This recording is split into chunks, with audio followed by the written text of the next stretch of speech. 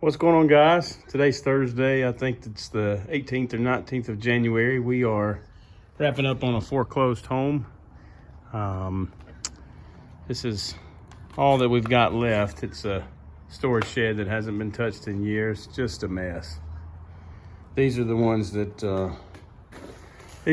where you earn your money when you're cleaning foreclosures or any of that. This is what makes the retail customers appealing.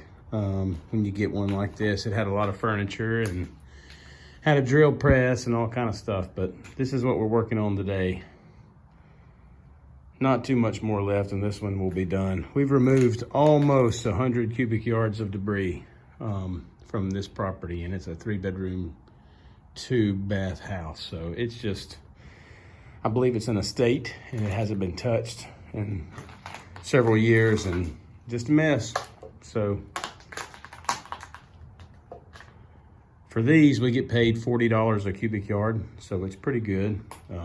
Just a little time consuming. I don't do these when I'm really busy. When I'm a little slow, I will take a property like this. So there you go. Hope y'all are doing well. I'll hop back on soon.